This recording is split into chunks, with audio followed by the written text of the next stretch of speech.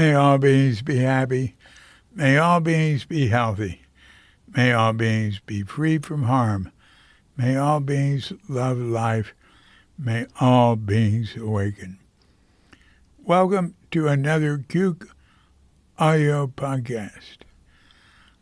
I'm DC, Poobah of Cuke Audio and Cuke Archives, doing our bit to help preserve the legacy of Shunryu Suzuki and those whose paths cross his. And anything else that comes to mind. I pray that you and yours are safe and comfortable, free from economic hardship, and able to get out and do whatever it is you want within the limitations of the universal precept of do as little harm as possible. So today we have the follow-up on the Bob Britton podcast about all his time at Zen Center, his life, but really focusing on his work as a Alexander technique teacher, his work with musicians at the San Francisco Conservatory of Music and with Zen students and people everywhere. Anyway, it was very interesting. So today there's going to be a follow-up where he focuses on sitting. So let's hear what he has to say. Hi, good to see you. Yeah, there you are again. Hi there. We just saw each other. Yeah. After 30 years, see you twice in the same week, which is great. Yeah. Well, yeah, here we are again. So good to see you, Bob.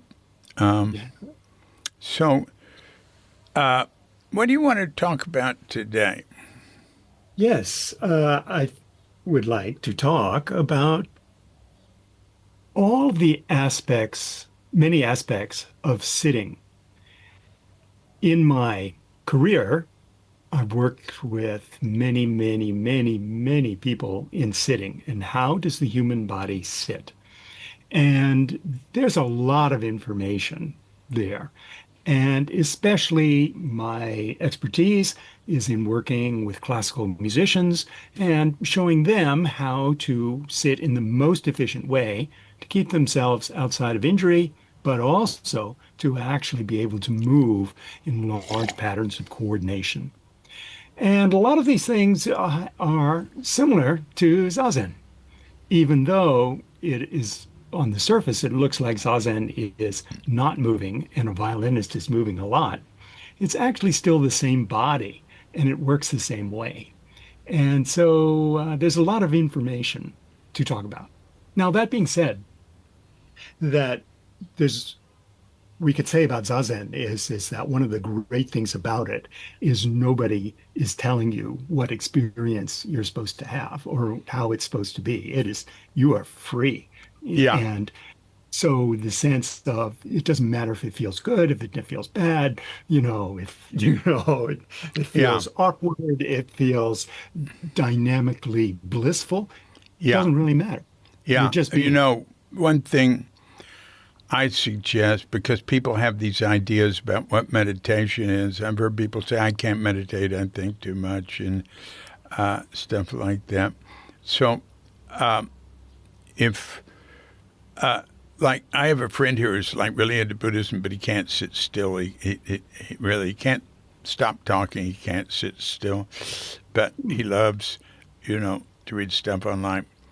And like Joan Halifax and listen to the podcast, and he talks about it. And when I mentioned what about meditation, he says, yeah, I know I should do that. So the next time he comes to Bali a lot. I was thinking, now I've thought this before, and it's hard to get him. I want to say to him, he likes to stay here the first night or two when he comes, that there's a Tongariro here. Oh. And you cannot stay here unless you sit still and quiet with me for 5 minutes. And I think if I was teaching meditation, I would just start off suggesting people sit still and quiet. And you know about how they hold their bodies and stuff. That I'll leave that to you to talk about now. Hey, incidentally, that Jesuits have a saying. I think it's Jesuits: "Be still and know God." Mm-hmm. You know,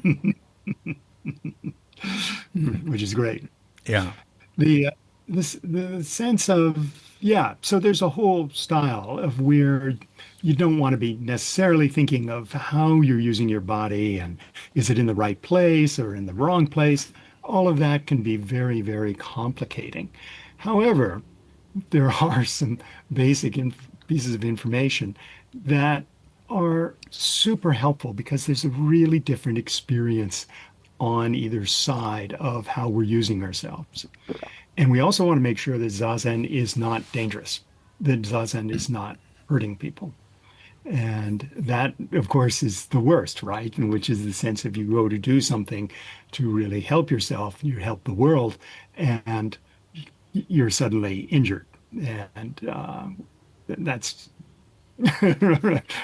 that's a very expensive way to move forward. So the idea here is that what I want to talk about are things that are important to understand if you if one wants to look at that. And it's because the human body is absolutely phenomenal, and how it does something as simple as being upright in gravity is absolutely incredibly complex at the same time, and has a lot of information that people may like, and has a lot to do with our being in the world, how we meet the world, how we are with the world. So the very first thing that I'd like to talk about is that you might remember Zazen instruction way back. And the idea there was that most people were actually curving their spines backwards. They weren't sitting up straight, as we would say. yeah, We'd say this the curving back. And the idea is, oh, now you want a straight spine. And so the sense of that is having a long spine is absolutely wonderful. It's really how vertebrates work, but we don't want to take it too far. If we take it too far, we take the lower back too far forward, we start squeezing the back. And that squeezes down on the rib joints in back, so that gets in the way of our breathing. But it also puts tremendous pressure on the lower lumbar, and it also puts tremendous pressure on the knees. So as soon as our low back, we're arching our back forward, the knees start to tighten. So before we've sat a minute, we could have a sense of a condition where we're already tensing the knees. It's happening to me right now as I'm sitting in my chair and I arch my back forward, my knees have suddenly tightened. Also, you'll notice that there's no movement here of the ribs because I'm narrowing in my back onto the rib joints that are along the back. There's 12 on each side. And the sense of, oh, I'm holding those. And a lot of what I'm doing is I'm taking arm muscles and breathing muscles to try to put my spine into length. But I am actually shortening my spine because I've taken it too far forward. So you can see like you can see my spine go down here as I arch the lower back too far forward. You can see a compression in back. So that's way too far forward. But we're looking that we want a place where the spine is balanced, where we can breathe all the way around. The torso is very, very, very free for breath. And why I say we want that is for that becomes the center freedom, movement, organization that the arms and the legs and even the head come off of, so that we're not actually putting too much pressure on there. So it's kind of the middle way of things, right? It's just not too far forward, not too far back, right in the middle where the spine actually has a balance. And we can notice when we go too far back, because the solar plexus area here gets compressed. So that going too far back there will have a compression here. If I bring my spine a little bit forward, there's a middle place where I can breathe all the way around. But if I go too far forward, then I'm narrowing in the back, narrowing my back muscles. And ideally, the spine works much better with the muscles of the back lengthening and widening, being very, very, very spacious. But it's balanced with the front of the body. So this really is the balance of the spine. And this, Wait a minute. I want to say something. yeah, You said something about a straight spine, but it's not straight. it's not straight. No. Right. Yeah, it's just that's a euphemism that people use of kind of like, oh, we want a straight spine. But no, it has its curves, and we want to allow those curves to be there. We don't want to flatten those curves on either side in either way. You don't want to. You don't want to make it too curvy or are not naturally curvy. Yeah, or not too unnatural curvy, yes, and not too straight. So I'm Yeah, just when going to you said demonstrate. straight, what do you mean? Yeah, so long, nice, long, easy, balanced spine. So if you look at my neck here, and I think, oh, my neck is too far forward, and I try to straighten it, you see that pressure that's coming in? You see how it's kind of held here? I'm trying to push my cervical neck back to try to make it straight. And we don't want that. That again puts a tremendous amount of pressure onto the whole system. So yeah, it's a kind of a balance. So straight is not the right word to use with the spine, even though I mentioned it just because in Zazen instruction it could come up of like, oh yeah, you want a straight spine versus a curved spine. But no, the reality is they have their curves, and we're allowing those curves to be there. And that's where it's free all the way around. And that then takes a lot of pressure off of the knees. So it's a really helpful one for us to develop that consciousness of that we're kind of balancing the torso and balancing the spine so that there can actually be more movement. And the specific movement that is really helpful is movement of the ribs.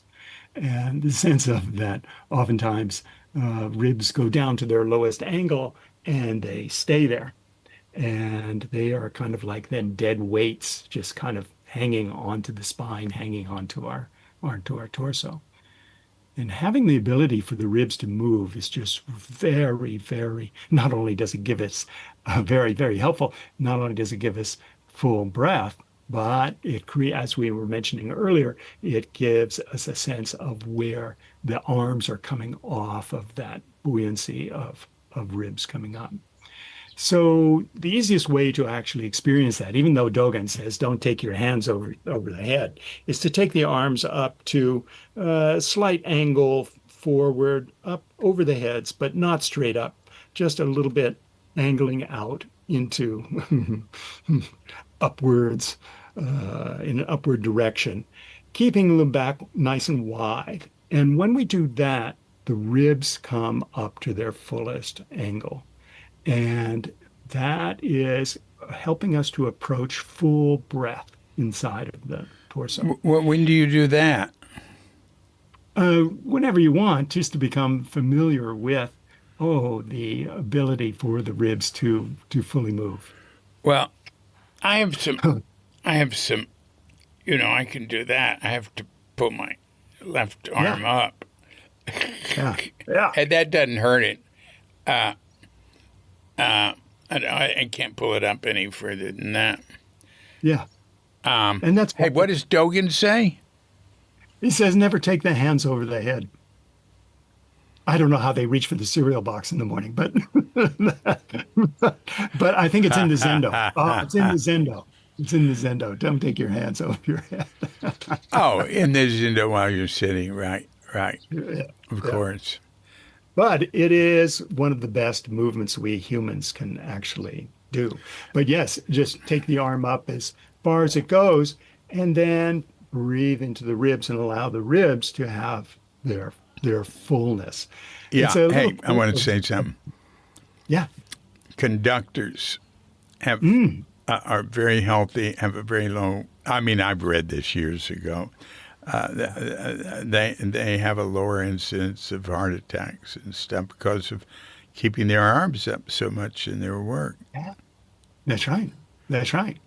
Yeah, if the when the ribs are coming down, I think there was a study of heart attacks being coming out of Australia of heart attacks being connected to non-rib movement, that ribs not going into movement. And it kind of makes a little bit of sense, who knows if that's still true, but the sense of that the rib movement is going with the breath and the heart is moved. The heart rests on the diaphragm. So the heart is being moved up and down by the diaphragm. But if the ribs are holding in, there's not all that much movement to the diaphragm. So there's uh, uh, very restricted range of motion of the diaphragm, and so the heart doesn't get its full movement inside of there. So so the sense of that once we take an arm up, if you just take one arm up, even just thinking, oh, okay, then we want to breathe into the ribs and really let them take up their space. And then when we bring the arm down, you kind of notice the sense of, oh, it feels a little bit more buoyant. And the great thing about that is that because those ribs are attached to the spine, if the ribs can move, the spine can have a little bit of movement as well. So the sense of when the ribs are down, when they're just holding being down, then they're just dragging onto the spine and they're dragging onto the breath. And so the sense of that it's not the breath is having a harder time to actually move in the body. And it's actually cutting down and just going to trying to breathe with the diaphragm movement. So activating the ribs is just one of the best things we can do for our being going into movement. Now, it's not that they have to move a whole lot, but that they can move, that they have a possibility of movement. It's the sense of that they don't have to be held in any particular place. In fact, they're actually moving with our breath. The entire body moves with the breath. And so the sense of that, making sure that the ribs are not stopped, is very helpful for overall coordination of the whole body. So we might say that there's a low angle for the ribs where the ribs come down and they're just kind of hanging down. And we're activating those ribs to actually come up, and they can go a long way up to full inflation, but we're looking the sense of perhaps, and it's up to everybody's individual choice, but the sense of that the ribs have a little buoyancy to them and they are not just down at their bottom at their lowest angle, just hanging out. They actually have a little bit of activity for being upright.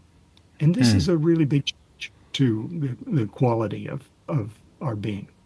Well, Where, what Mhm. I think of there is people say a lot, to do deep breathing.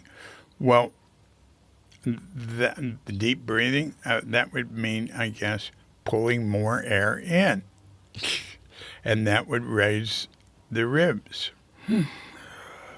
So, one of the exercises I do is like to put my hands up. I can only put them forward and up, Hmm. because of my Yeah, left arm, yeah. and then down, and then under my chin, and I go, and put my elbows out and breathe out, and then I do the best I can toward touching my toes, and then I squat down, and you know, same thing. Not, you know, hardly approaching touching my toes, and then I stand up and do that 10 times. Ah, great. Uh, Yeah. that's one of Yeah. many things I do with, well, a number of them I do with yoga. Yeah. Yeah. And that's really, it feels really good, doesn't it? You know, going into Yeah, that that's the movement. best Yeah. one. It's my Yeah. favorite. Um, Yeah. and I do senior citizen yoga. Nothing, I won't do anything that's too. In fact, I've stopped some things because Hmm. they weren't really serving me anymore. Exactly. Yeah, it's sort of Exactly. falling off little by little. Yeah, but it's that wisdom, of just kind of noticing, this is not so good for me. Yeah, I've Actually. always been, I've never pushed myself in ways that I found that's too much, or no, I'm not going to do that. Yeah. You know, Yeah. Exactly. Exactly. Which is really good. Really good. We want to save the body, save the joints. yeah, Yeah. So, yeah, the name of the game of breathing is creating a vacuum inside of the torso. So the way the breathing works is that our ribs come up and our diaphragm goes down on inhalation, and there's a sac that a vacuum sac that the lungs are inside of. And because the ribs are coming up and they're widening at the same time, the diaphragm's going down, then that sac is getting larger. And inside of the lungs, there's all these tiny, tiny, tiny, tiny, tiny little spheres that are at the end of the long passageways, 1,500 miles of passageways in the lungs that go to these tiny, tiny, tiny spheres that look like bunches of grapes, but they're minuscule. And those little spheres, they expand to fill the vacuum and when they do that, they make less air pressure on the inside of the lungs than is in the outside of the body. So the air rushes in to equalize the pressure. So we don't pull the air in, we make a space by expanding the torso. And then we have less air pressure inside than outside. Air just flows in. Then when we want to exhale, we make a smaller space. The torso gets smaller. Ribs come down, diaphragm comes up. Diaphragm relaxes on the exhalation. And when that space gets smaller, then there's more air pressure inside of the lungs than in the outside, and the air rushes out to balance with the outside air pressure. So it's all about changing the size of the torso to breathe and to actually get larger and get smaller. And that's again why rib movement is so, so helpful because it is really enabling this change of the size of the torso to get larger and smaller. Now, when we're talking about that rib movement, a lot of times people just think like, oh, well, it's this. But this is a spinal movement. What I'm doing well, is you I'm got to shortening. explain what you're doing. This Yeah, doesn't communicate in audio. exactly, exactly. So the sense of that here, I am going to be arching my spine to try to get air in. I'm moving my spine to inhale. And oftentimes we can hear it with a sucking sound. I'm arching my spine forward. And that's often thought of because we look at ourselves in a mirror and we think, oh, the lungs are in front. And so we're trying to make them larger visually in front. But actually, there's more lung in the back. And so we are looking that the movement of ribs is off of the long spine, is off of that long and balanced spine. So that's where we're looking. Oh, we're getting the rib movement off of that long spine. We're not bending that spine to actually move. So, you can just think about, oh, I'm going to the doctor and the doctor says a big breath. Oh, do we do a spinal movement for that? Or do we do a rib movement for that movement? And that, of course, is very helpful for us to understand is the sense of like, oh, yeah, we want that torso to be able to get larger and smaller. We're creating the conditions where that torso can move. And from some points of view, life is all about breath. It's about getting oxygen and maximizing oxygen inhalation. Much of evolution is towards getting enough oxygen into the system to actually burn in our muscles so that we have an energy advantage over other species.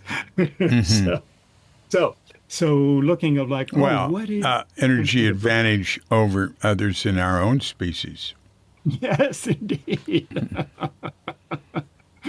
also. And so, yeah, so this is a very wonderful way of actually being with ourselves. It's sort of saying, oh, what is the way where I can allow the most movement of my torso with a long spine, with the air coming in? Why the long spine? The long spine is keeping the head organized and it's keeping the arms and legs organized, but the long spine enables the greatest rib movement and also for the lower part of the torso, the sense of the most movement for the muscles in the lower part of the torso that are helping with breath.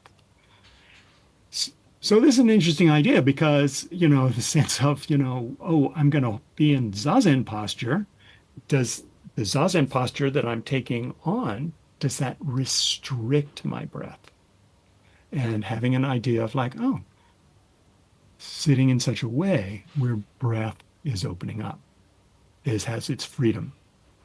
Mm. Now the whole body breathes, whole body moves for breath. The whole body gets out of the way of the torso getting larger. So when breath is coming in, every skeletal movement muscle has evolved to move and be allowing the fullest breath, the fullest oxygen supply of our bodies. So we're built for peak performance. We're built to get the greatest amount of oxygen, the greatest coordination of movement, and the most power and the most speed all together.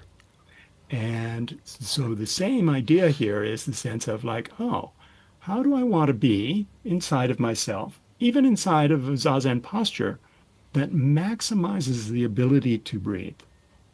And that change is going through the whole body. That approach makes a difference through every part of the body, all the way out to the fingertips and all the way out to the toes. So we can feel this if we take our arms and legs and we pull them into the torso and notice that almost immediately is holding down on the breath. And if we think the opposite, the sense of, oh, let's allow the arms and the legs to get out of the way of the torso, to expand away, suddenly we can feel breath is coming back and opening up. So an important question here is, does our idea of how we're sitting cause us to put pressure on the breath? Or can the breath show us a way of sitting that enables that breath to be free underneath it Hmm. there? Hmm. And so this leads us to this idea of with the legs folded, the sense of that the legs are parked or they're out of the picture, or the idea here is legs should not be they're not so important, and we're going to make sure that we're not going to move around. Like your friend, a sense of like, oh, we're not going to move around. We're going to tie these legs up, and so we're not going to move. But What that friend? your friend is coming that you're going to have a Tongario for. Oh, Yeah. oh, I won't tell him how to sit. I'll just say, that, yeah, sit. I mean, we can sit with our legs down and let's just be still and quiet for 5 minutes, or you can't come in. That's very, very good. Uh, uh, So this brings us to this idea that everything is moving. Life is movement, that everything is continually in movement. Right. Blood's rushing around. Absolutely. Basic Buddhism. Yeah. Movement, movement, movement. Everything is changing all the time. And basic physics or whatever. Yeah, Basic science. that's right. All the atoms are quivering. Everything. Molecules are quivering. Right. Yeah. Blood's rushing around 40 miles an hour. Nerve Right. impulses 240 miles an hour. Oh, well, You a lot of us going speed of light. Yeah. Photons. Yeah. And we're surrounded. Yeah, we're by- creating photons all the time when a positron and electron collide, and they do That's that. right.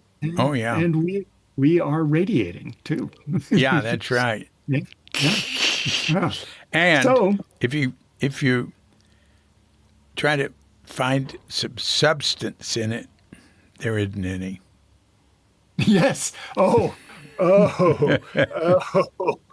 Right. What is that fantastic fact that if we took the nuclei of all the atoms of everyone on Earth, now we have zillions of atoms in each person, but if we took the nuclei, the actual nuclei of them, and we put them into sugar cubes, and this is everybody's atoms, everybody on Earth, they'd fit into 9 sugar cubes.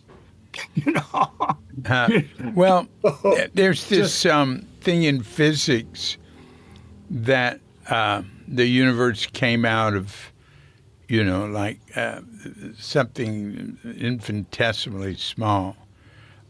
yes. And that was some interesting theories. I mean, I don't believe or disbelieve. I just really go, oh, that's neat. Anyway, go on. Yeah. So the sense of, what we're feeling, when we touch something is the orbit of the electrons around not to get too into particle physics about all of this, but the sense of, yeah, we're mostly empty space, So, Yeah. but that's a whole nother cosmic realm, Right. So if we're coming Yeah, back to it's both cosmic and it's phenomenal. phenomenal, absolutely phenomenal, incredibly phenomenal. But I mean Yeah. phenomenal in the sense of it being phenomena, not something wonderful and great. Yeah, yeah. But amazing. Just Yeah, amazing. but it's also wonderful and great. At the same time. Yeah, it's the phew, bam, without a some sort of grounding, at least intellectually, in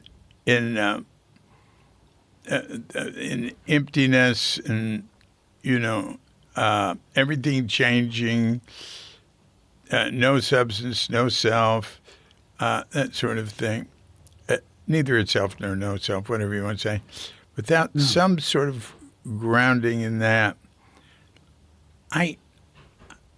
life must just seem frightening and what's the point and what's gonna happen? I mean, so many people. My mother, until she met my father, who was into sort of cosmic Christianity, not hardly Christianity, but into mind only sort of New Thought Christianity. Until she met him, she was very frightened of death. Yeah. Yeah. And Absolutely. because her parents told her everything goes black and you go into the ground. Well, Huh. yeah. And Your then you atoms are- have all the people obsessed with the idea of heaven and hell as permanent places you go. And even Trump is worried about going to hell. yeah. God. As permanent places. That's really not a minister I was close with, Frederick String, who wrote the book Emptiness back in the 60s. He said that's not really based on a Judeo-Christian way of looking at things. That's pagan. Oh, yes. Yeah. It might have been the Buddhists who came up with hell first. Well, no, but there's a difference. In Buddhism, hell represents lower realms, not permanent realms. Mm, So the heavens and hells are just like you could look at them, at least tentatively, as states of mind. oh, yeah. Nothing permanent. That's much more real. Yeah. I think my experience is the higher you go and the lower you go, the more permanent things seem. You know, Mm, like yeah. people who are in love, that's Yeah. it. That's reality. That's it. That's the way it always was, always will be. And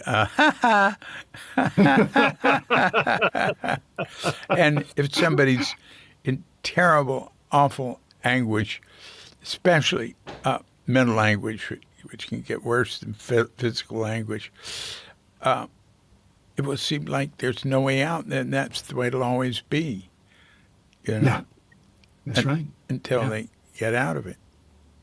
It's strange, even when having a cold, you can have that thought, oh, I'm going to have this cold forever. Right, It's going to be 7 days, right, but, it's like, oh, no, it's going to be forever. right. That's If how our positive mind. thinking were necessary to improve, I never would have improved. I'm fairly positive in many ways, but there are so many negative thoughts I have when something goes wrong, and then when it gets better, I go, "Oh, yeah," or I forget it. Right Yeah, now, this yeah, is the way it'll always be. yes, that's right. So you remember that Suzuki Roshi saying that Zazen's kind of like a snake in a bamboo tube, you know? Practice zazen, right? Yes. And so the sense of you have a form that's around that you bump up against, that's Right, telling you, giving you an idea about yourself, that's right. in there. So one of the things that happens in modern life with us living in these boxes, in these static rooms, is that we're surrounded by things that are static. We're at kind We're surrounded by what? of static walls, Oh, yeah. walls Okay, not moving okay. things, and we can be influenced by that. If we go way back to Buddha's time, we go back even farther, back into Neolithic, in the sense of people were around moving things all the time. Everything was moving. The invention of the house that is not made in sticks, is going back 10,000 years, but that's the first static things other than the ground that are showing up in human environment. Well, or the cave, Oh, caves, yeah, being surrounded by the cave. right? And, but the sense of going out in the world and out in the wilderness, everything is moving around us. And our ancestors had to be moving inside of that realm or they'd get eaten. The sense of that you had to be aware and you had to be moving. Yeah. And this is really interesting for us, which is to make sure that when we're in the bamboo tube sitting zazen, that we don't become the bamboo tube, that we are still the snake and we're still moving, that everything is moving through us. Because it's very easy for modern humans to actually think, oh, I want to be still, but doesn't that mean stopped? And so actually to say, well, actually there is no stopping. There's nothing stop ever as long as we're alive. Everything is moving. Right. And what does that mean? It means standing is moving. We could be standing in such a way inside of gravity where we grip ourselves and we brace ourselves. But what that is doing is making a static solution to the pull of gravity. Instead, it's really interesting to think that, oh, we're always actively balancing. We're always in movement, changing. So much blood is moved with each beating of the heart that our balance changes. Our balance changes with the movement of our ribs and our breath as it's coming in. So we're actually moving, actively balancing all the time. So this is a really good idea to be playing with in terms of stillness. Like your friend coming and sitting Dungario, the sense of like, well, you're actually still moving. We're not crossing over to holding ourselves, I would say. I would recommend Right. the sense of that Zazen is not holding. And I Right. really, That's a good way to look at it. Yeah. yeah. Right. And so it's a sense of that it is part of the change, it's part of the ongoing movement of it. Yeah. Hey, And better way to say it would be sit relatively still. yeah, yeah, good one. Yes, it's not a straight spine, it's a curved spine, but it's relatively straight. And we're sitting relatively still. Uh, That uh, is interesting, isn't it? I mean, just looking at that fine line between where something becomes braced and becomes static, breaks on, or breaks off. And oh, it's actively moving for breath, it's actively balancing, it's actually everything is we're allowing that movement. And so, in a way, we're looking at that border between the moving, alive human or vertebrate and the bamboo pole, or the bamboo right. tube that we're in, Yeah. And the tube is telling us, oh, yeah, yeah, we're alive in here, rather than, oh, I want to be the bamboo tube to Right. not move. Well, Yeah. the bamboo tube, I think about that. That means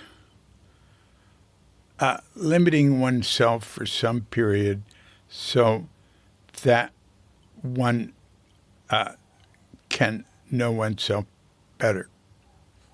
I mean, that's one way to look at it, right? Our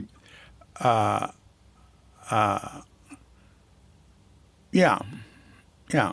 So when I sit zazen, I limit myself by being relatively still Yeah. and not talking. Unless my wife comes to the room, I'll go, "Hi, darling." Excellent. Very good. Yeah, and yeah. All right, go on. Yeah, so the sense of that we're slowing ourselves down so that we're limiting the amount of input coming in from the exterior world and our engagement with the exterior world. When we engage with the exterior world, when we're going into movement, the nervous system is flooded with information. Tons and tons of information are passing, tons, it's not tons, but vast amounts of information are being processed by the nervous system. I think tons So it gets the is all idea right. across. Yeah, Yeah. Uh, so the sense of then limiting that enables us to feel other subtleties, you know. So the sense of that the nervous system is not having to worry about what's on TV or what's going on or who this person is doing or how they're moving towards me, in a safe place where, oh, I can just be with what life is inside of ourselves.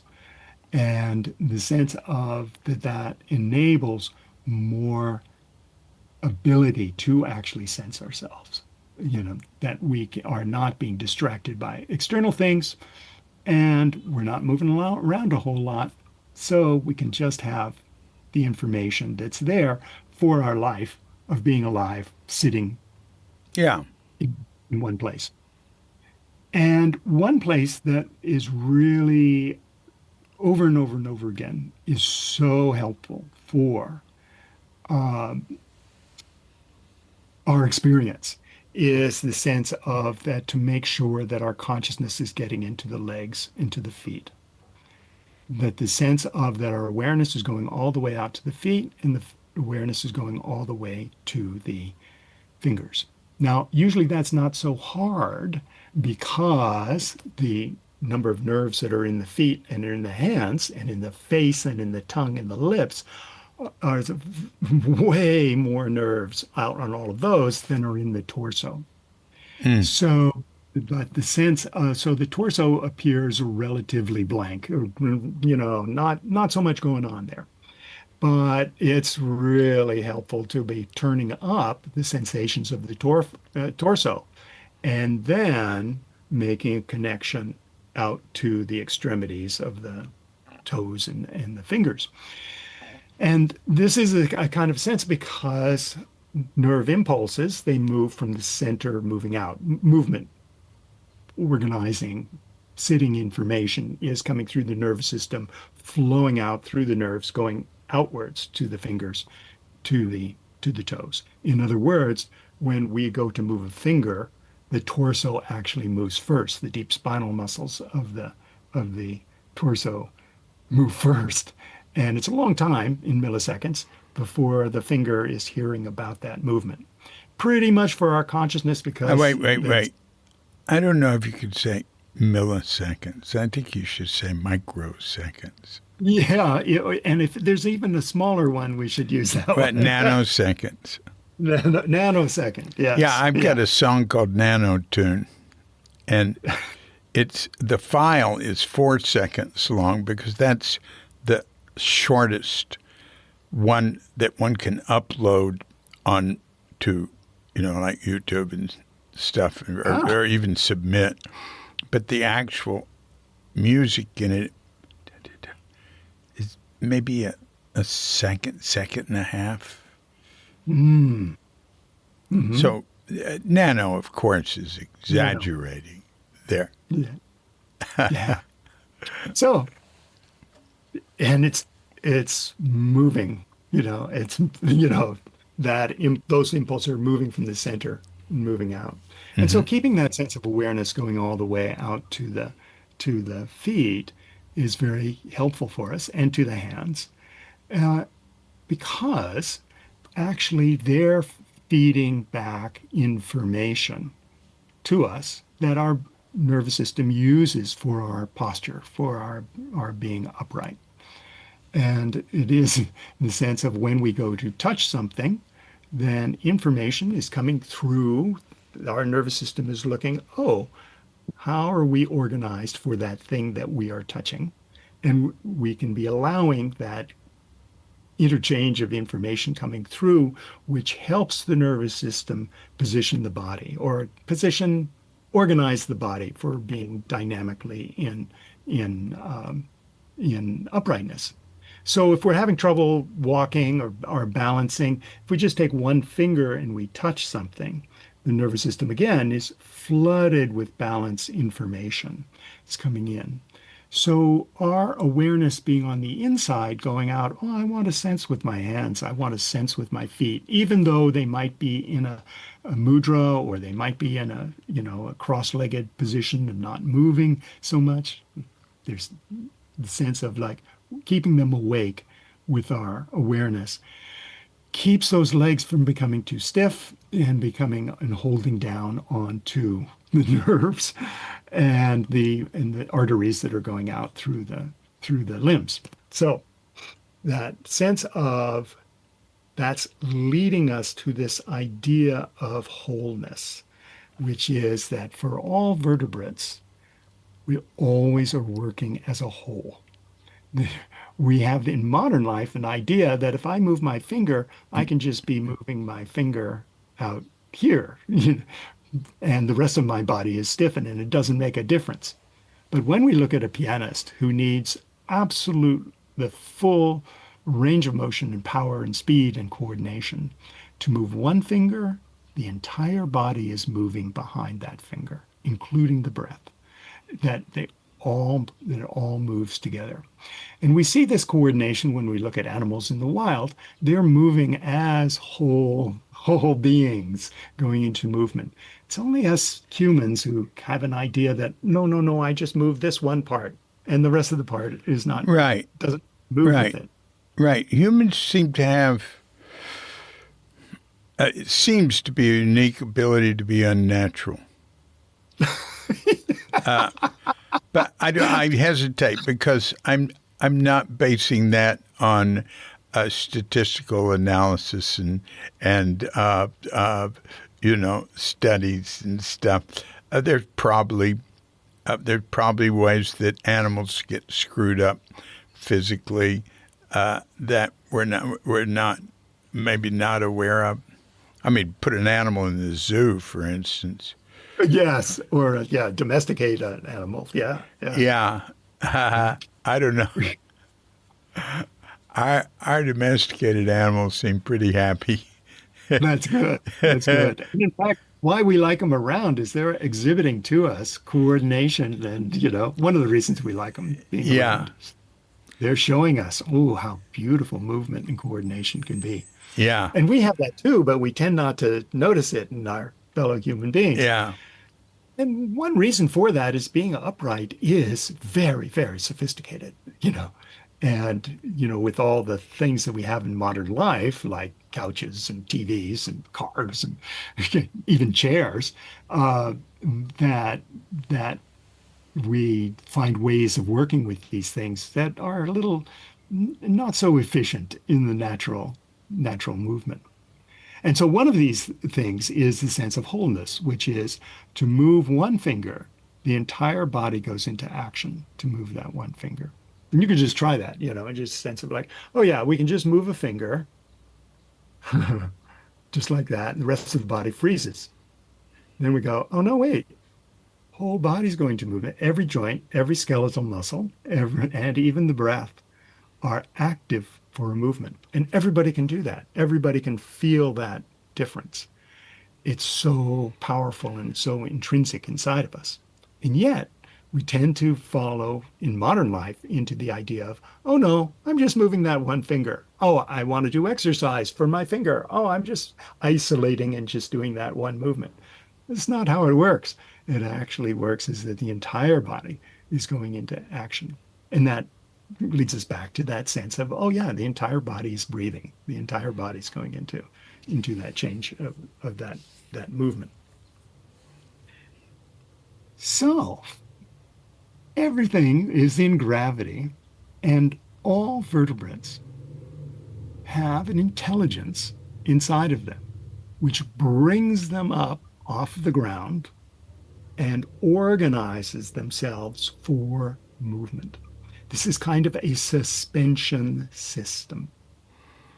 This is in contrast to thinking that, oh, we're an apartment building and we have a ground floor and a second floor and a third floor, and you stack the fourth floor on top of that and you stack the fifth floor on top of that. That's one way of looking at things. But we have feet, we have a lower leg, we have an upper leg, we're just stacking, stacking, stacking. But actually, that's not what vertebrates do.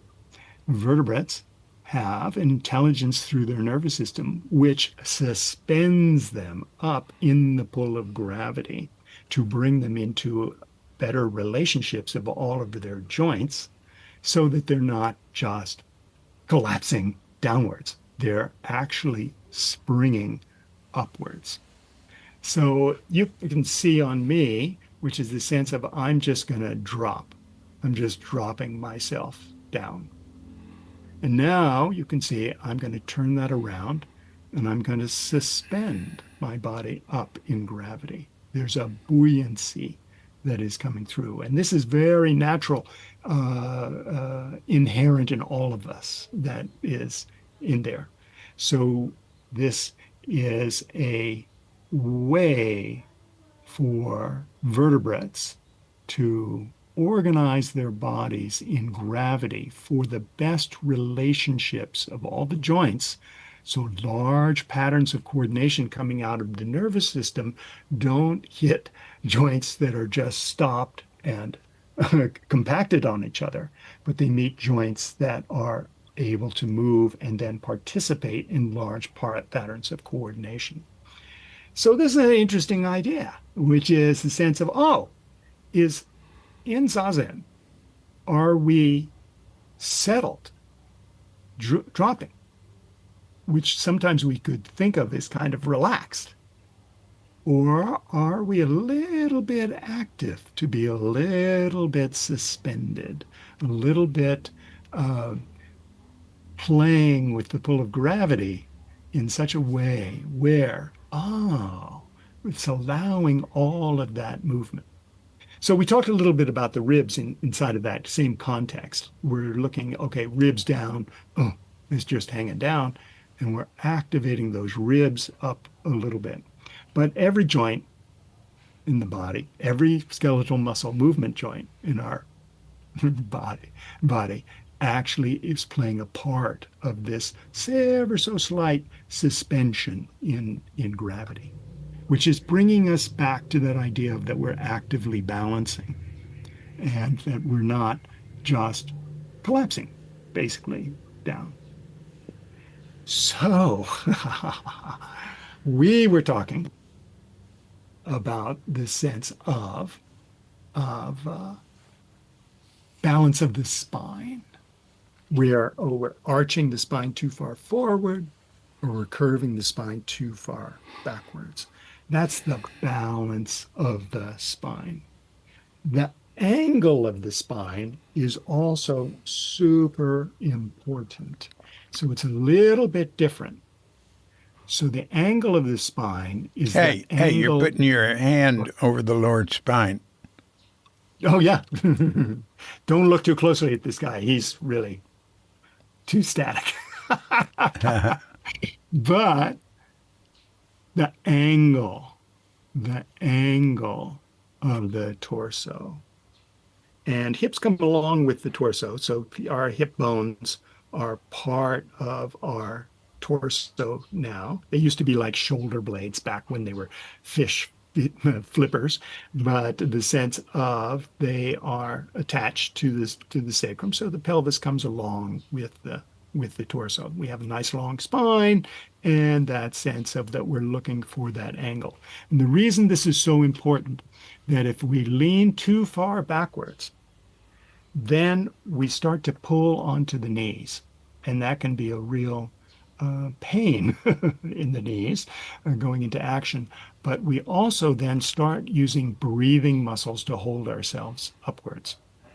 And the difference between leaning backwards and falling forwards is very, very, very, very slight. In other words, we have come up through evolution to be upright, fully upright. And that is kind of maxing out the system because if we go just even a little bit farther back, we start using the muscles in the front of the body and we start pulling onto the knees and coordination is thrown off. So I'd like you to look at me from the side as I'm just adjusting myself. And one of the reasons we tend to lean back, almost everybody, 85% of people, when they're standing, they tend to be leaning backwards. A lot of times because people want to be taller and they're measuring from their eyes, from their vision, and they try to get their eyes higher and then start to lean backwards as they're going into that action. Okay, so here is where spine is Where up. it's here. Where it's here. We're on audio. Remember In the that. vision here. In the audio here, I am sitting upright, sitting upright, these words, in the sense of I'm sitting with a nice long spine, and I'm going to start leaning backwards. So as I start to go leaning backwards, my quadriceps start to tighten to keep me from falling farther back, and that's putting pressure on my knees. And your Here. quadriceps are in your thigh. Yeah, in the thighs, on the front of the thighs. And when we're sitting, they're on the top of the thighs. And when we're rocking ourselves forward now, we're rocking on the sitting bones at the base of the hips. And we're rocking forward. There's a certain place where if we let the legs go, we'll fall forwards. We'll go into a forward lean, a forward movement.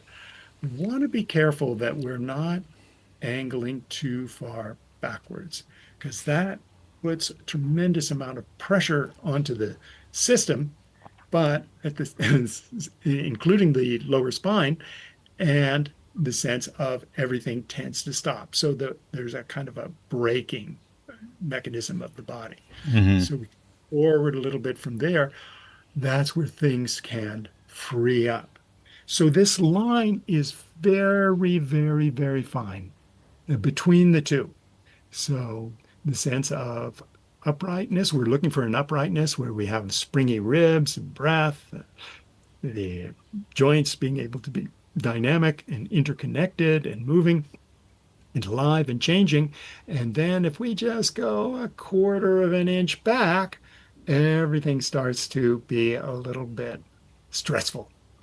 And this is so interesting that nobody usually tells us that, oh, the line between where we have the brakes on and where we have the brakes off is very, very close to each other, being up there. So that's where we want to play around with the idea of when sitting to make sure that we're on the side where movement is able to happen. The movement of life is able to happen, go into action. So you could just take yourself, sit, go to your usual angle of how you are and just see, okay, how much can I free up here? Notice, oh, if I let the leg muscles go, oh, I'm going to rock forward. Great. We're on the right side. And now just lean a little bit back from there. And we go back and we notice, oh, it's suddenly harder to breathe. Oh, there's more pressure on the knees. Then that we're actually crossing over from where upright is, and we're actually on the backside. And this radically changes our experience of what we're noticing in the present moment. Now, you So this just is a very indicated that leaning forward is the right side. yeah, So it's better to lean forward than backward. absolutely. Yeah. Mm. All But you don't want to, as you get older, one thing I find is don't let my head, like if I'm walking, don't let my head go down or anything, hold it up. My wife will tell me that if I'm stooping or something. Hey, yeah. Yeah. Yeah. Yeah. So that's where things can often be, kind of like, oh no, I don't want to be hunched over. I don't want, And so the thing that we're following here is that we are keeping the spine nice and long as we rock back and forth. Now, the way we do that is put a hand on the throat and put a hand on the solar plexus. And if we rock forward and the hands come together, that is the spine bending. And if they don't come together, we're maintaining the length of the spine in front. What do you mean by come together? Yeah. My hands aren't coming together. One's on my throat and one's on my solar plexus. And that's exactly what we want, because most people. Oh, you mean if they come forward at the same time or something when you say together? No, watch me here, and you can see I'm bending my spine and my hands are coming together. You mean they're coming closer? Coming closer to each other. Yeah. Yeah. Yeah, And so when you bend forward, your hands are coming closer to each other. Right. And if they don't come closer, then we're maintaining the length of the spine. Oh, I see. So that's sort of like going forward from the lower back rather than, right? It's going forward from the hip joints and the sitting bones down below. From the hip joint. Right. I can see that. I can see that rather than going forward and that's more like, hunching the back or something. Right. So, we need to look at the ground, but the idea there is that bending the spine is a very expensive price to look at the ground. Instead, where we nod the head, yes, that's the head neck joint at the top of the spine. Let me tell you, walking here, you got to look at the ground. Yeah. It's full of holes. It's full of holes and things. The sidewalks here are dangerous. The streets are pretty smooth, so always best to walk in the street. And there aren't sidewalks. They're just, you can walk on the side, and there's various stuff there. I mean, I'm talking smaller streets. Yeah. And somehow they devised a method of building sidewalks where they're always in these cement sections that are caving in. I mean, Ooh. literally creating. It's one of the main reasons for entries of foreigners into the hospital here. Is falling down, tripping. You really got to pay attention. It's I just call it a mindfulness thing, you know. And not falling down is extremely important when you get older. Oh, super important. Yeah. Oh, yeah. Some walks are just like obstacle courses. Right. Well, that's good. You know, it actually keeps you very dynamic and, you know. Yeah. It doesn't bother me. What bothers me the most is, especially now my balance is so much worse, is that there's long, open drainage ditches on the right that are, say, a foot and a half wide and a foot and a half or 2 feet deep. And I actually fell into one time and miraculously wasn't injured, and I fell backwards. It was a motorcycle went by me, and usually I walk toward traffic. Most people walk with traffic. Boy, let me tell you, I call that the suicide. You want to walk toward traffic, you can see it. See, this teenager, because there was somebody watching who explained it to me when I came to, that some teenager had gone by on a motorcycle looking at her iPhone, and it just whisked right by me, and I'd reacted, like threw my arms up and went and fell backwards. And amazingly, no long-term injury. My leg was the worst. It took the longest to heal. And I had a cup of tea to go in my hand, and somehow falling, it was still upright. So the first thing I thought when I regained consciousness was, oh, good, my tea's still there. My tea's don't know about my head, but I didn't even know what had happened, you know. She called some guys, the woman who saw it, and they came out of a house and pulled me out. And I was very close to home. It's like, you know, a 1 minute walk to home. Whoa. Anyway, so I'm very aware of them. It's an interesting thing, you know, that falling back is much more dangerous than falling forward. Oh, you bet. Yeah. It's a miracle. It was really miraculous. It was just miraculous. And I actually hit my head when I fell back. And then that my talkative friend,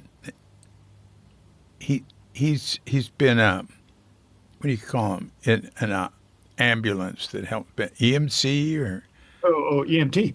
EMT. He happened to come over right afterwards, and Katrinka had made a bath for me, and he came in and put his hand in it and said, "Get rid of the warm water, the hot water, put cold water in," and then he asked me the questions they ask people to see if they need to go to the hospital. He said, no, he's okay. You know, lucky. How many, can you move your fingers, and what day of the week is it and stuff. Yeah, that was some experience. And I mean, not being really hurt and then having him come over immediately. I mean, the synchronicity of it. Yeah. That is really good. Very, very. Yeah. Anyway, please continue.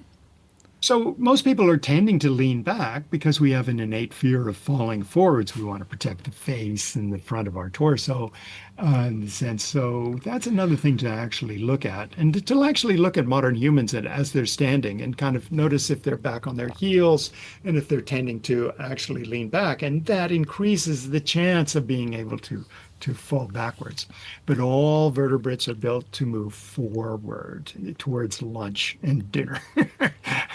And so it's getting back to our theme here is the sense of that making sure that in Zazen, that it's not a kind of leaning backwards to a degree that the legs become stressed, that the knees are becoming stressed, but instead finding that angle where if we fell asleep, we'd go forwards. or, Mm. you know, or if we let the legs go, we'd move forward. The legs are always supporting us in our uprightness. Yeah. We can imagine how long we'd stay in a chair if we didn't have legs. So they're always active, and it's making sure that those muscles, going back to another theme we had, that they are in moving and changing for active balancing versus the sense of static Right. molding Right. into Now in Zazen, I could really sleep well in Zazen pretty still. Mm, But basically, if I started falling, I'd be falling forward. But there would yeah. be time, thinking of people, carrying this stick in those early days when we still had a stick, carrying the stick, the Kyosaku. There would be people who would be falling back a little, and then correcting, sort of like jerking back, jerking forward. Yes. But forward was the most common, falling forward. Bump, bump. Yeah. It is interesting, because of the sense of that when the head, the muscles that support the head that are bringing it up, that are activating our head to position it when we're awake, when we fall asleep, those turn off. And the head drops forward, and the head is heavy. So the sense of that, it can often lead into that forward movement too. Hmm. Just like falling. That's 11 to 13 pounds, just going falling down. That'll tend to take us forward. I can sit But in a airline seat and not even lean it back much or anything. Or not. I don't lean them back, mm, and I can just go to sleep. oh, wonderful. That's a skill you have developed for decades. Yeah, Great. I remember some people sitting next to me who said, "You just slept 7 hours straight." Uh, well, it depends on what I do before the flight and everything. Yeah. I But don't. that Yeah, really, that's excellent flying technique. yeah, Superbly done. yeah. Well, that would be what I'd do is stay up all night before the flight. Oh yeah, that'll do it. Yeah, but that's not supposed to be a good thing to do. Yeah, you don't want to drool on the people sitting next to you. Yeah, I don't know. I don't know. I don't ever plan to get in an airplane again myself. Mm. Uh, So, so just one more thing, because we've been talking for a while, is the sense of that awareness of the environment is always a part of moving well. So the musician who is playing and thinking of, oh, I'm sending my music to the concert hall, tends to actually be able to move better than the musician who's just thinking inside of themselves or just thinking onto their instrument. This has been studied over and over and over again in terms of peak performance for athletes, in the sense of that the more that the athlete is thinking out and being aware out into the environment, that everything tends to work better. Now, they'll often say of like, oh, well, if you think too much inside of yourself, then, it's not going to work so well. No, no, no, no. We need to have our awareness inside of ourselves because a lot of things we're doing in modern life to ourselves. So the sense of that we're looking to make sure that, or not make sure, but to realize that awareness into the environment has always been a part of life. Maybe not for the first 2.5 billion years, where it's just single-celled organisms absorbing sunlight, but or sulfur. But since we started to hunt each other in life, that being aware of where we're going to go get food and to not get eaten has been a part of how we move and a part of our whole sense of wholeness of our whole self. So when we're talking wholeness, it is a sense of like, oh, our awareness is through our whole self, and simultaneously that we're aware of the environment. And of course, this is the sense of like, oh, it is all here together. We've never had life without an environment. There's always, environment has always been a part of it. Right. And Yeah. one of the things for There's reading actually, it's even the word part is subject to, it's a tentative word that's used for, communication. But the parts don't, yeah, if you look at them, they're connected, and the whole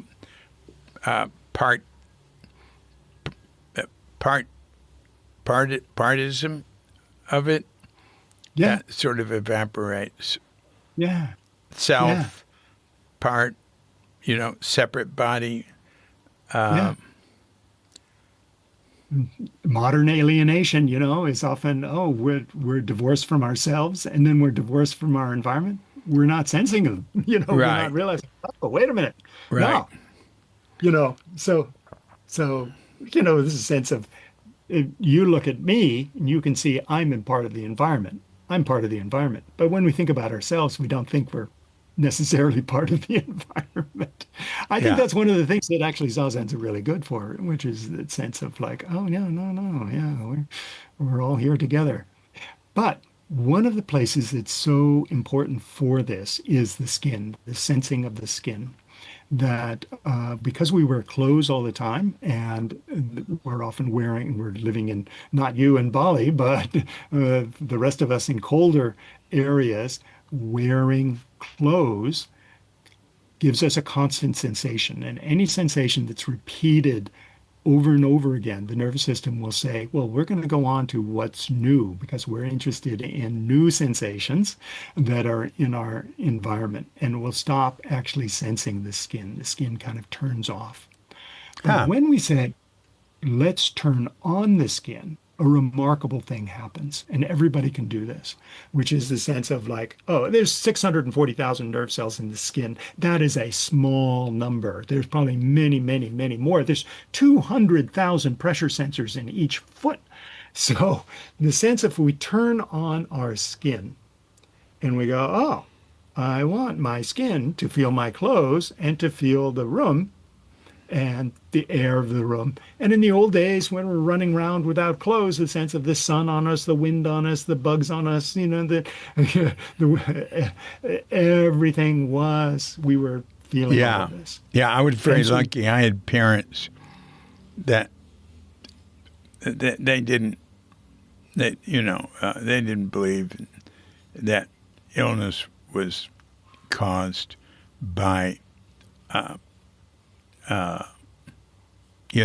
going out in the rain in my underwear and playing. Never worried about that. right. I mean, Yeah, what a there was a sensation. little too much belief on the other side, I would say. but, but I am not worried about that. And I would go, and not just me, my friends, we'd go play in the middle of winter in Fort Worth. We'd go play baseball. Incidentally, we organized our own games. This is elementary school. We had no supervision. We'd go before school. We'd have softball games, and we'd be there. It'd be 35 degrees, and we'd be in T-shirts. Yeah. Yeah. I swear, stuff like Yeah. that. Yeah. Fantastic. So in modern life, we tend to be turning off the skin, and it's really fascinating. And so people at home can try this one. It's like turn on the skin, sense the whole room in 360 degrees around, having the skin nice and alive, and then go for a walk and notice how beautiful your walk is. And then, and this is really weird, turn off the skin, even though that's really we're able to do it immediately. We're able to turn it on, we're able to turn it off. Turn off the skin, which is usual, and then go for the walk. And notice that the walk is a lot clunkier.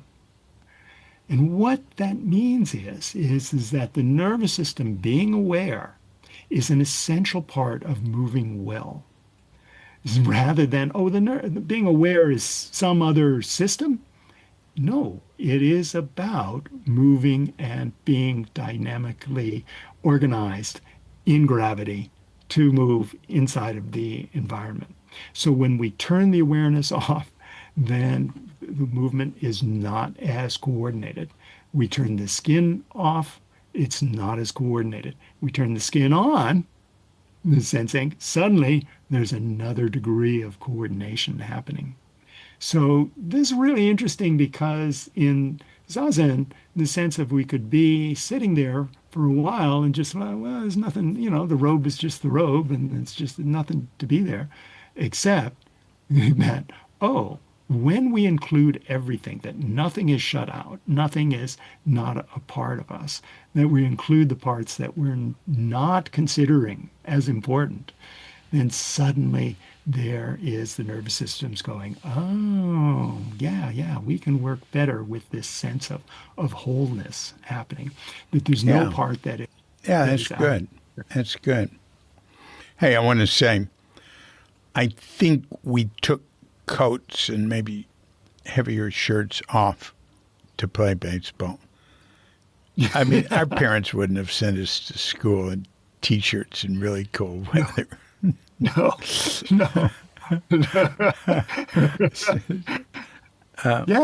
Yeah. And to be able to move. But imagine, right, that if you did play baseball with those coats on, how that would be restricting the movement. Oh, yeah. Right? Yeah. And so that's kind of a good example of the sense of how modern life can diminish our freedom of movement, our freedom of experiencing ourselves. There's so much fear-based now for children, just based on anecdotal evidence. Like, I can just remember. I remember meeting a woman in Death Valley at I think it was Scotty's Castle. She was worried about her daughter. Had to keep an eye on her daughter, worried about her getting kidnapped and this and that. And I told her that, the chances of that are, extremely low. It's like most kidnapping is by family members. That's like, extremely rare. But she had this idea there was an epidemic of it. It's like the razor in the apple thing on Halloween. All of a sudden you couldn't put apples. And there was not even one example of it. Yes, right. Oh, humans love fear. Jesus. Yeah. And Amazing. It's you find, or if you do find one bad example, then everybody in the country might, depending on how the news works on it, have to change their behavior, whatever. And the sad part about that is children don't get to run around and out there in nature. As much. They eliminate playgrounds and stuff. It's a horrible thing. This emphasis on reading, writing, and arithmetic. It's the worst emphasis. Should be music, art, language. Language is creativity. Great. Yeah. Those develop the parts of the brain that are really important when you're young. The other stuff is much more simple. Yeah. Well, there's some ideas for you, and Yeah. you, Well, they're very and stimulating, and pardon me for all my asides that no, sometimes are relevant. And they're all connected. yeah, well, that was great. No, I really, really appreciate it. Well, anyway, thanks for bringing this really educated. Boy, you've been educated by your Alexander technique. You didn't mention it one time. I didn't mention the Alexander technique once. So, yes. So, if people have stayed to the end, this all comes from the Alexander technique. Yeah. No, it doesn't all come I'll from put it in the intro, too. Yeah. That's interesting. Getting involved with the Alexander technique is long ago when you were in Zen Center, early in Zen Center even. Early. Yeah. Changed everything. And Changed my life. Yeah. yeah, and your work with musicians. It's just really interesting. To me, I've been around a lot of musicians, classical musicians you worked with. And I'm certainly not one of them. And I only go to hear them, well, I haven't in decades, but I would only do it on a special occasion, you know. Anyway, thanks a lot for... Hey, it's a real pleasure. Wonderful, David. Thank you. Thank you. Yeah. And, well, we'll be in touch. Yeah. All right. Great. If you need anything, let me know. Yep, you bet. Yeah. Yeah. All right. You take care. Great to see you. You too. Thanks. Bye-bye. Bye. So thanks a lot, Bob Britton. That was really interesting. And it's helped my posture. I do appreciate it. I appreciate everything you've had to say in these 2 podcasts. And thank you for continuing to help people.